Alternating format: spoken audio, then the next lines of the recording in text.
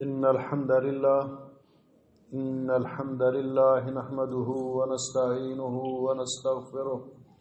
ونعوذ بالله من شرور أنفسنا ومن سيئات أعمالنا من يهده الله فلا مضل له ومن يضلل فلا هادي له وأشهد أن لا إله إلا الله وحده لا شريك له وأشهد أن محمدا عبده ورسوله اللهم صل وسلم وبارك وأنعم على عبدك وحبيبنا نبينا محمد وعلى آله وصحبه وسلم تسليما كثيرا يا أيها الذين آمنوا اتقوا الله حق تقاته ولا تموتن إلا وأنتم مسلمون يا أيها الناس اتقوا ربكم الذي خلقكم من نفس واحدة وخلق منها زوجها وبث منهما رجالا كثيرا ونساء واتقوا الله الذي تساءلون به والأرحام إن الله كان عليكم رقيبا يا أيها الذين آمنوا اتقوا الله وقولوا قولا سديدا يصلح لكم أعمالكم ويغفر لكم ذنوبكم ومن يطع الله ورسوله فقد فاز فوزا عظيما أما بعد فيا أيها الناس إن خير الحديث كتاب الله وخير الهدي هدي محمد صلى الله عليه وسلم وشر الأمور محدثاتها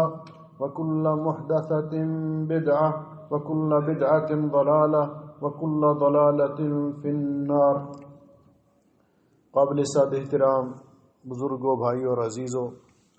لائق سعد احترام ماؤں بہنوں، آج کے خطبہ جمعہ کا عنوان ہے وقفات مع بدایت العام الہجری، ہجری سال کے آغاز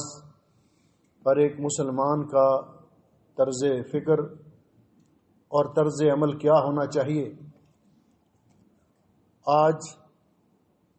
اسلامی سال یعنی سن ہجری کا 1448واں سال ہے۔ رسول اکرم صلی اللہ علیہ وسلم کی ہجرت کو 14 صدیاں گزر چکی ہیں، اور اس کا پہلا مہینہ محرم، اس کی آج 4 تاریخ ہے۔ اسلامی کیلنڈر اور اسلامی تاریخ کی جب ضرورت محسوس کی گئی، حضرت فاروق اعظم رضی اللہ تعالیٰ عنہ کے دور میں جب اسلامی سلطنت کا دائرہ بہت وسیع ہوا، دوسرے ممالک کے ساتھ خط و خطابت اپنے عمال اور گورنر حضرات ان کو فاروق اعظم کے فرامین جاری کرنے کی ضرورت محسوس ہوئی، تو اس وقت اس چیز کی شدت سے احساس کیا گیا کہ مسلمانوں کا اپنا کوئی کیلنڈر ہونا چاہیے، اپنی کوئی تقویم ہونی چاہیے، جس سے پتہ چلے کہ یہ خط کس مہینے کا اور کس سال کا ہے۔ تو صحابہ اکرام سے انہوں نے مشورہ کیا، مختلف آراء آئیں سامنے، لیکن فاروق اعظم رضی اللہ تعالیٰ عنہ نے فرمایا الحجرۃ فرقت بین الحق والباطل فارخوا بها۔ رسول اکرم صلی اللہ علیہ وسلم کی ہجرت یہ وہ عظیم واقعہ ہے جس کے ساتھ حق و باطل میں فرق واضح ہو گیا۔ لہذا ہجرت کے بعد چونکہ اسلامی سلطنت کی بنیاد رکھی گئی مدینہ طیبہ میں، تو یہاں سے مسلمانوں کے کیلنڈر کا تقویم کا آغاز کیا جائے۔ پھر اس بات پر مشورہ ہوا کہ پہلا مہینہ کون سا ہونا چاہیے۔ بالاتفاق یہ بھی طے پایا کہ پہلا مہینہ محرم ہونا چاہیے۔ لہذا اسلامی تقویم، اسلامی کیلنڈر، اس کی ابتدا رسول اکرم صلی اللہ علیہ وسلم کی ہجرت سے ہوتی ہے، اور پہلا مہینہ اس کا محرم قرار پاتا ہے۔ تو گویا کہ اسلامی کیلنڈر کا پہلا مہینہ محرم ہے اور آخری مہینہ 12واں مہینہ ذوالحج ہے۔ یہ ہجرت وہ عظیم واقعہ ہے جو ہمیں بہت ساری چیزیں یاد دلاتا ہے، اور حقیقت یہ ہے کہ یہ گردش ایام، یہ وقت کا گزرنا، لیل و نہار کا انقلاب، زندگی اسی سے عبارت ہے، دنیا کی زندگی۔ اس لیے اللہ سبحانہ و تعالی نے ان لوگوں کی تعریف کی ہے کہ جو لوگ گزرے ہوئے واقعات اور حوادث سے سبق حاصل کر کے اپنے مستقبل کو سنوارنے کی کوشش کرتے ہیں۔ اللہ جل شانہ فرماتے ہیں وَلَقَدْ جَاءَهُم مِّنَ الْأَنبَاءِ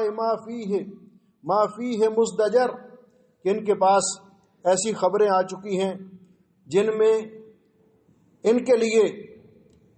تنبیہ ہے، ان کو جھنجھوڑا گیا ہے کہ وہ گزشتہ واقعات اور حالات ان کی روشنی میں ان سے سبق حاصل کریں اور ان کی روشنی میں اپنے مستقبل کو سنوارنے کی کوشش کریں۔ رسول اکرم صلی اللہ علیہ وسلم نے اعلان نبوت کے بعد مکہ معظمہ میں دعوت و تبلیغ کے لیے 13 سال برس کیے، 13 برس صرف کیے رسول اکرم صلی اللہ علیہ وسلم نے۔ لوگوں کو انفرادی طور پر بھی، اجتماعی طور پر بھی، ان کے گھروں میں جا کر، ان کی منڈیوں میں جا کر، ان کے کاروباری جگہوں میں جا کر،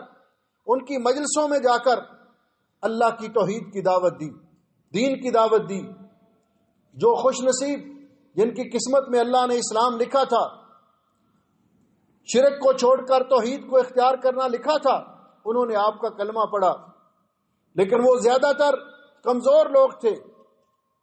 مکے کے سرداروں نے ان پر ظلم و ستم کی انتہا کر دی، حتیٰ کہ مجبوراً ان کو رسول اکرم صلی اللہ علیہ وسلم نے اللہ کے حکم سے اجازت دی کہ وہ مکہ چھوڑ کر مدینہ طیبہ میں جمع ہو جائیں۔ یہ اس وقت ہوا جبکہ ہجرت سے پہلے مدینہ سے کچھ لوگ حج کے موسم میں آئے اور نبی کریم علیہ الصلوۃ والسلام نے جمرہ عقبہ کے پاس ان سے بات کی، انہوں نے اسلام قبول کیا۔ وہ چند لوگ تھے، اگلے سال انہوں نے جا کر تبلیغ کی اور زیادہ تعداد میں آئے، 70 سے متجاوز تھے۔ تو انہوں نے رسول اکرم صلی اللہ علیہ وسلم کو مدینہ طیبہ میں آنے کی دعوت دی کہ آپ ہمارے پاس آ کر دعوت و تبلیغ کا کام سر انجام دیں۔ آپ نے صحابہ اکرام کو تو اجازت دے دی جو جا سکتے تھے، لیکن خود آپ اللہ کے حکم کے منتظر رہے، حتیٰ کہ قریش مکہ ان کی دشمنی اس حد تک بڑھ گئی کہ انہوں نے ایک دن اپنا اجلاس بلایا اور اس میں رسول اکرم صلی اللہ علیہ وسلم کے خلاف سازش تیار کی، آپ کو راستے سے ہٹانے کا پروگرام بنایا۔ اللہ جل شانہ نے اس کا تذکرہ کرتے ہوئے فرمایا وَإِذْ يَمْكُرُ بِكَ الَّذِينَ كَفَرُوا لِيُثْبِتُوكَ أَوْ يَقْتُلُوكَ۔ اس وقت کو یاد کرو جب کافر لوگ آپ کے خلاف سازش کر رہے تھے، وہاں جو تجاویز پیش ہوئی اس اجلاس میں اللہ نے ان کا ذکر کیا، لِيُثْبِتُوكَ، تاکہ وہ آپ کو قید کر دیں، او یقتلوک، یا آپ کو شہید کر دیں، او یخرجوک، یا آپ کو ملک بدر کر دیں۔ تو اللہ تعالیٰ فرماتے ہیں کہ وہ اپنی سازشیں کر رہے تھے، یمکرون ویمکر اللہ، اور اللہ تعالیٰ اپنی تدبیر کر رہا تھا، واللہ خیر الماکرین، اور اللہ تعالیٰ کی تدبیر سب پر غالب اور سب سے بہتر ہے، مضبوط ہے۔ تو اس وقت پھر اللہ رب العزت نے رسول اکرم صلی اللہ علیہ وسلم کو بھی ہجرت کرنے کا حکم دیا۔ آپ ہجرت کر کے مدینہ طیبہ میں تشریف لائے، وہاں کے لوگ انہوں نے آپ کا استقبال کیا اور اسلامی سلطنت کی بنیاد رکھی گئی۔ اور اس وقت ہجرت کو یہ اخلاص اور ایمان کی علامت قرار دیا گیا۔ اللہ رب العزت فرماتے ہیں وَمَن يَخْرُجْ مِن بَيْتِهِ مُهَاجِرًا إِلَى اللَّهِ وَرَسُولِهِ ثُمَّ يُدْرِكْهُ الْمَوْتُ فَقَدْ وَقَعَ أَجْرُهُ عَلَى اللَّهِ۔ جو آدمی ہجرت کی نیت سے اپنے گھر سے نکلتا ہے، وہ اللہ کی دین کے لیے رسول اکرم صلی اللہ علیہ وسلم کے پاس جا کر آپ کا کلمہ پڑھنے کے لیے ہجرت کرتا ہے، اس کو اگر راستے میں موت بھی آ جائے تو اللہ تعالیٰ پر اس کا اجر واقع ہو جاتا ہے۔ تو اس وقت رسول اکرم صلی اللہ علیہ وسلم کا یہ ہجرت کرنا، مکہ کو چھوڑ کر مدینہ طیبہ جانا، یہ چونکہ ایک بڑا عظیم سنگ میل تھا تاریخ اسلام کا، اور یہاں سے اسلامی سلطنت کی بنیاد رکھی گئی۔ اس لیے مسلمانوں نے اس بار اتفاق کیا کہ مسلمانوں کا کیلنڈر، مسلمانوں کی تاریخ، مسلمانوں کی تقویم، اس کا آغاز آپ کی ہجرت سے کیا جائے۔ سامعین گرامی قدر، ہجرت کی دو قسمیں ہیں۔ ایک ہے ہجرہ بدنیہ، کہ جسمانی طور پر، بدنی طور پر انسان کا ہجرت کرنا۔ اس کا مطلب یہ ہے کہ دار الشرک کو چھوڑ کر دار الاسلام کی طرف ہجرت کرنا، جس طرح کہ رسول اکرم صلی اللہ علیہ وسلم اور صحابہ اکرام نے ہجرت کی، یا دار الخوف کو چھوڑ کر دار الامن کی طرف ہجرت کرنا، جس طرح کہ ہجرت حبشہ کی صحابہ اکرام نے مکہ والوں کے ظلم و ستم سے بچنے کے لیے حبشہ کی طرف ہجرت کی رسول اکرم صلی اللہ علیہ وسلم کے حکم کے ساتھ۔ اور دوسری ہجرت ہے ہجرت قلبیہ، ہجرت قلبیہ یعنی دل کی ہجرت، انسان کا اپنے روحانی طور پر ہجرت کرنا، اپنی اصلاح کرنا۔ اور اس کا معنی یہ ہے کہ پہلے گناہوں کی وادی میں بھٹک رہا تھا، اب اس کو چھوڑ کر اللہ تعالیٰ کی اطاعت کی طرف آنا۔ پہلے شرک جیسی بیماری میں مبتلا تھا، اب اس کو چھوڑ کر اللہ کی توحید کو اختیار کرنا۔ رسول اکرم صلی اللہ علیہ وسلم نے اس کی طرف اشارہ کرتے ہوئے فرمایا، آپ نے فرمایا، حضرت عبداللہ ابن عمرو ابن عاص رضی اللہ تعالیٰ عنہما روایت فرماتے ہیں کہ آپ نے فرمایا، المسلم من سلم المسلمون من لسانہ و یدہ، مسلمان وہ ہے کہ جس کی ہاتھ اور زبان سے دوسرے مسلمان محفوظ رہیں۔ والمہاجر من حجر اما ما نہى اللہ عنہ، اور مہاجر وہ ہے جو اس چیز کو چھوڑ دے جس سے اللہ نے منع کیا ہے، اس کو چھوڑ کر اس چیز کی طرف آ جائے جس کا اللہ نے حکم دیا ہے، تو اس کو بھی مہاجر کہا گیا۔ اور اس سے مراد قلبی ہجرت ہے، روحانی طور پر انسان کا اپنے احوال کو تبدیل کرنا ہے۔ محترم سامعین کرام، اللہ سبحانہ و تعالیٰ نے اس دنیا کی زندگی میں ہمیں جو وقت دیا ہے، یہ وقت محدود وقت ہے۔ جب ایک سال گزر گیا، ختم ہوا، ذوالحج کا ایک اختتام تک اگلا سال شروع ہوا، تو اس موقع پر ایک مسلمان کا کردار کیا ہونا چاہیے؟ اس موقع پر انسان تو سمجھتا ہے کہ میری عمر، بچہ پچھلے سال 9 سال کا تھا تو اب 10 سال کا ہو گیا، کوئی پچھلے سال 50 سال کا تھا تو اب 51 سال کا ہو گیا، یعنی عمر بڑھ گئی۔ لیکن حقیقت یہ ہے عمر بڑھتی نہیں، بلکہ اللہ سبحانہ و تعالیٰ نے انسان کو اس دنیا کے اندر اپنی آخرت کو سنوارنے کے لیے، جنت کو حاصل کرنے کے لیے جو موقع فراہم کیا، جو وقت دیا، وہ وقت اللہ کے ہاں مقرر ہے، اس میں 1 سال کم ہو گیا۔ انسان کی دیوار حیات سے ایک اینٹ گر گئی، سال گزر گیا، انسان اپنے انجام اور اپنی عاقبت اجل کی طرف کے زیادہ قریب ہو گیا۔ اس لیے ایسے موقع پر انسان کو کیا کرنا چاہیے؟ انسان کو سوچنا چاہیے، اپنے ماضی پہ نگاہ دوڑا کر کہ پچھلے سال میں مجھ سے کیا کوتاہی ہوئی، کیا غلطی ہوئی، میں نے کون کون سے نیک کام کیے۔ جو نیک کام کیے ان کے لیے اللہ تعالیٰ کی بارگاہ میں درخواست کرنی چاہیے کہ اللہ رب العزت قبول و منظور فرما لے، اور جو کوتاہیاں ہوئیں، گناہ ہوئے، ان سے سچی توبہ کر کے اس سال کا آغاز کرنا چاہیے، اور آئندہ اپنے آپ کو محتاط رکھنا چاہیے کہ کوئی پتہ نہیں پیام اجل کب آ جائے، ملک الموت کب آ جائے، اور ہم گناہوں میں الجھے ہوئے ہوں، ہم دنیا کے اندر مشغول ہوں۔ انسان کی کیفیت تو یہ ہونی چاہیے جو رسول اکرم صلی اللہ علیہ وسلم دعا کیا کرتے تھے، وَاجْعَلِ الْحَيَاةَ زِيَادَةً لِّي فِي كُلِّ خَيْرٍ وَالْمَوْتَ رَاحَةً لِّي مِن كُلِّ شَرٍ۔ اے اللہ، میری زندگی نیکیوں میں اضافے کا باعث بنا، میری موت دنیا کی تکلیفوں سے چھٹکارے کا باعث بنا۔ اور نبی علیہ السلام نے فرمایا کہ سب سے بہتر انسان وہ ہے من طال عمرہ وحسن عملہ، جس کی عمر لمبی ہو جائے اور اس میں وہ زیادہ نیکیاں کرے۔ یہ انسان کا طرز عمل ہونا چاہیے۔ اس لیے میرے بھائیوں، میرے عزیزوں،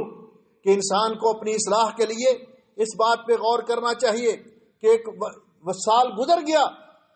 اس سال میں اپنا حساب محاسبہ کرنا چاہیے، اور آئندہ سال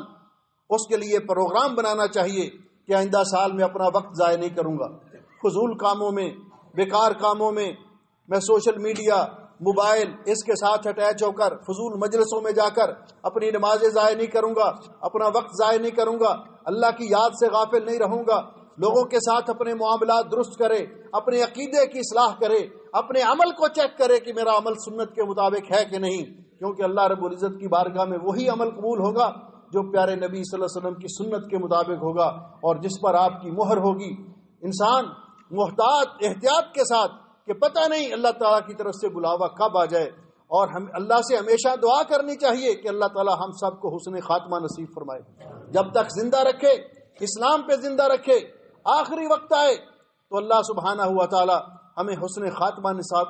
نصیب کرے، ہمارا خاتمہ ایمان پہ کرے اور ہماری زبان پہ کلمہ شہادت جاری کر دے۔ حضرت فاروق اعظم فرمایا کرتے تھے، حاسبو انفسکم قبل ان تحاسبوا، اپنا حساب کر لو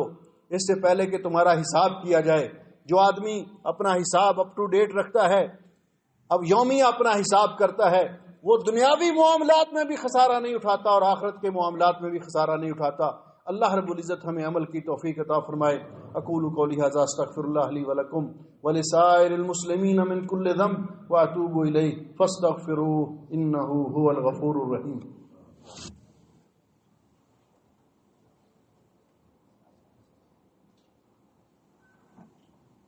ان الحمد للہ نحمده ونستعینه ونستغفره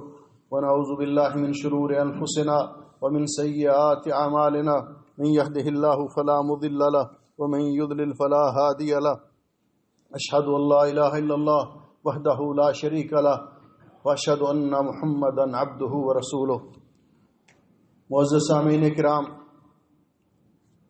ماہ محرم الحرام کے اندر ہمارا طرز عمل کیا ہونا چاہیے؟ محرم حرمت والے 4 مہینوں میں سے ایک مہینہ ہے، اور اس کے ان حرمت والے مہینوں کے بارے میں اللہ رب العزت نے ان کا ذکر کرنے کے بعد کہ اس دن ان عدت الشہور عند اللہ 12 شہرا فی کتاب اللہ یوم خلق السماوات والارض منها 4 حرم، اللہ نے جب سے زمین و آسمان کو پیدا کیا، اللہ تعالیٰ نے سال کے مہینوں کی تعداد 12 مقرر کی، جن میں سے 4 مہینے حرمت والے ہیں۔ نبی علیہ السلام نے ان کا ذکر کیا کہ 3 مہینے ایک ساتھ آتے ہیں، ذوالقعدہ، ذوالحج اور محرم، اور چوتھا الگ ہے رجب۔ اللہ تعالیٰ نے ان کے بارے میں فرمایا ایک کام تو یہ فلا تظلموا فیہن انفسکم، ان مہینوں میں اپنی جانوں پر ظلم نہ کرو، یعنی گناہوں سے بچو، نیکیاں کرنے کی کوشش کرو، اپنی جانوں پہ ظلم نہ کرو۔ اور دوسرا، ماہ محرم کے بارے میں بالخصوص رسول اکرم صلی اللہ علیہ وسلم نے فرمایا، عن ابی ہریرہ رضی اللہ تعالیٰ عنہ قال قال رسول اللہ صلی اللہ علیہ وسلم افضل الصیام بعد رمضان شہر اللہ المحرم، کہ محرم کو شہر اللہ قرار دیا، اللہ کا مہینہ، حالانکہ سارے مہینے اللہ کے ہیں، لیکن محرم کی عظمت کو اجاگر کیا کہ رمضان المبارک کے بعد سب سے بہتر افضل روزے اللہ تعالیٰ کے مہینے محرم کے ہیں۔ وافضل الصلاۃ بعد الفریضہ صلاۃ اللیل، فرض نماز کے بعد افضل ترین نماز تہجد کی نماز ہے، قیام اللیل ہے، صلاۃ اللیل ہے، رات کی نماز ہے۔ ماہ محرم کا 10 محرم کا روزہ یوم عاشورہ کا روزہ، اس کے بارے میں حضرت ابو قتادہ رضی اللہ تعالیٰ عنہ روایت فرماتے ہیں، سئل رسول اللہ صلی اللہ علیہ وسلم عن صیام یوم عاشورہ، نبی پاک صلی اللہ علیہ وسلم سے یوم عاشورہ کے روزے کے بارے میں پوچھا گیا، اس کی فضیلت کے بارے میں، تو آپ نے فرمایا یکفر السنۃ الماضیہ، اس کے ساتھ اللہ تعالیٰ ایک سال گزشتہ کے گناہ معاف کر دیتے ہیں۔ جب نبی علیہ الصلوۃ والسلام کو پتہ چلا کہ یہودی بھی اس دن کا روزہ رکھتے ہیں، تو آپ نے فرمایا اگر میں اگلے سال زندہ رہا، فرمایا آپ نے کہ اگر میں اگلے سال زندہ رہا تو لأصومن التاسع، تو میں ساتھ 9 محرم کا بھی روزہ رکھوں گا، جس طرح کہ رسول اکرم صلی اللہ علیہ وسلم نے فرمایا اذا کان العام المقبل انشاء اللہ صمنا اليوم التاسع، اگلے سال میں زندہ رہا تو ساتھ 9 کا بھی روزہ رکھوں گا، تو اگلا سال آنے سے پہلے آپ اللہ کو پیارے ہو گئے۔ تو تو اس لیے اس وقت مسلمانوں کے لیے یہ سنت ہے کہ مسلمان 10 محرم یعنی یوم عاشورہ کے روزے کے ساتھ ایک روزہ اور ملائیں۔ حضرت ابن عباس رضی اللہ تعالیٰ عنہما کے فتوے کے مطابق کہ صوموا یوم عاشورہ، یوم عاشورہ کا روزہ رکھو، وخالفوا فیہ الیہود، اور اس میں یہودیوں کی مخالفت کرتے ہوئے صوموا قبلہ یومن او بعدہ یومن، صوموا التاسع والعاشر، 9 اور 10 کا روزہ رکھو، اور جو 9 کا نہیں رکھ سکتا وہ 10 اور 11 کا رکھ لے، اس کے ساتھ ایک روزہ اور ملایا جائے، تو یہ اجر و ثواب حاصل ہو سکتا ہے کہ انسان کے 1 سال کے اللہ تعالیٰ گناہ معاف کر دیتا ہے۔ 9 محرم یہاں کویت میں یا خلیجی ممالک میں یہ بدھ کے دن آ رہا ہے، بدھ کے دن 9 محرم ہے، یہ جو بدھ آ رہا ہے، اور جمعرات کو 10 محرم ہے، اس لیے کوشش کریں کہ بدھ اور جمعرات کا روزہ رکھیں۔ جو کسی وجہ سے بدھ کا نہیں رکھ سکا تو وہ جمعرات اور جمعے کا رکھ لے، تب بھی ٹھیک ہے، اس روزے کا اہتمام کریں۔ اللہ رب العزت توفیق بخشے اور قبول و منظور فرمائے، تاکہ ہر آدمی اس بات کا ضرورت مند ہے کہ اللہ تعالیٰ اس کے گناہوں کو معاف کر دے، اور یہ گناہوں کو معاف کرنے کا ایک بہترین موقع ہے۔ ان اللہ و ملائکتہ یصلون علی النبی یا ایھا الذین آمنوا صلوا علیہ وسلموا تسلیما۔ اللہم صل علی محمد وعلی آل محمد کما صلیت علی ابراہیم وعلی آل ابراہیم انک حمید مجید۔ اللہم بارک علی محمد وعلی آل محمد کما بارکت علی ابراہیم وعلی آل ابراہیم انک حمید مجید۔ یا حی یا قیوم برحمتک نستغیث، یا حی یا قیوم برحمتک نستغیث۔ اللہم اشف مرضانا ومرضى المسلمین، اللہم اقض حاجاتنا وحاجات المسلمین، اللہم انصر الاسلام والمسلمین، اللہم اعز الاسلام والمسلمین ودمر اعداء الدین، اللہم اجعل هذا البلد آمنا مطمئنا رخاء سخاء وسائر بلاد المسلمین، اللہم آمنا فی اوطاننا، اللہم آمنا فی اوطاننا، اللہم احفظنا من کل سوء ومکروہ، اللہم احفظ امیر البلاد وولی عہدہ ووفقہما لما تحبہ وترضا، اللہم انت ولینا فی الدنیا والآخرہ، توفنا مسلمین والحقنا بالصالحین، سبحان ربک رب العزت عما یصفون وسلام علی المرسلین والحمد للہ رب العالمین۔ صفیں درست کر لیں۔